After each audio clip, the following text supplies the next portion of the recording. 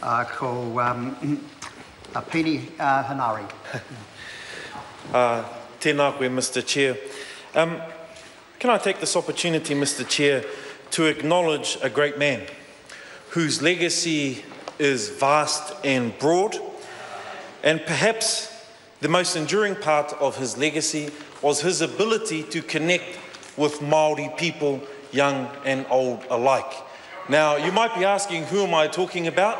I'm actually talking about Kia ora Chief, the Honourable Parekura Horomia, who on this day 2 years ago passed away. I want to acknowledge him as a segue into our contribution this evening, Mr. Chair, around exactly what the Minister has just spoken about, Māori development, or I'd argue, lack of. One of his legacies, one of Mr. Horomia's legacies was a strong te puni kōkiri. The focus was to ensure that the government of the day met its obligation to the Māori people as sanctified in Te Tiriti o Waitangi.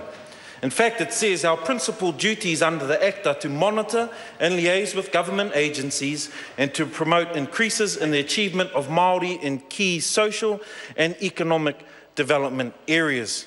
This, I believe, Mr. Chair, isn't what's happening, and I believe that our people are being duped into believing that only via an economic pathway can they also achieve cultural wealth, which is one of the key priorities of Te Puni Kōkiri. In the annual review, Mr. Chair, I'm concerned around the appropriation. If we look over the past 6 years, Te Puni Kōkiri's appropriation rate has barely kept up with inflation.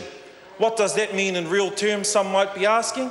Well, for a young Māori fella, what that means to Joe public is they're getting ripped off. In fact, it's been a cut.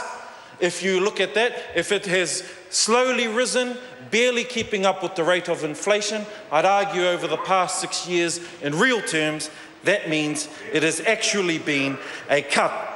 And you know, Mr. Chair, this is certainly being felt in real terms across the regions and in the urban centres. But let me tell you who I feel for the most, Mr. Chair.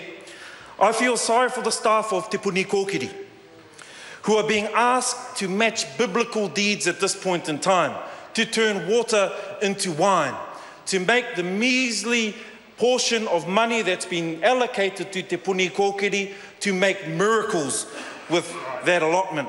And what I'm saying is that as it stands, the annual review shows us that there are over 30 vacancies in Te Puni Kōkiri currently as it stands in what is an already depleted rank. Of more concern, Mr. Chair, is that no waka can head in the right direction without the right leadership. And as it stands, there are 4 vacancies in key leadership roles in Te Puni Kōkiri right now. What's the plan of this government? Well, apparently we've been promised that those positions will be filled by the end of the calendar year. By the end of the calendar year, Mr. Chair, look, I don't, you know, there's a difference between, in the Māori world, time and wā. And I can tell you that this is definitely really exaggerating and pushing the boundaries of wā. Because what that means is that it's been over a year since the election, and these key leadership roles within Te Puni Kōkiri have not been filled. Mā te wā, mā te wā. That is, of course, one of the big concerns in the new operating model that Te Puni Kōkiri is currently operating by. That operating model is one that, as the Minister has already alluded to, talks about the growth, the economic growth and economic prosperity of the Māori people. Well, Mr. Chair, it just so happens that another priority of Te Puni Kōkiri is to improve the cultural wealth of the Māori. Nowhere in the annual review from Te Puni Kōkiri, and almost nowhere in the discussion from the Minister this evening, has there been any reference to the growth in the cultural wealth of Te iwi Māori, of the Māori people. This is an important priority in my eyes. A focus on business growth and initiatives has been at the cost of the well-being of the Māori people.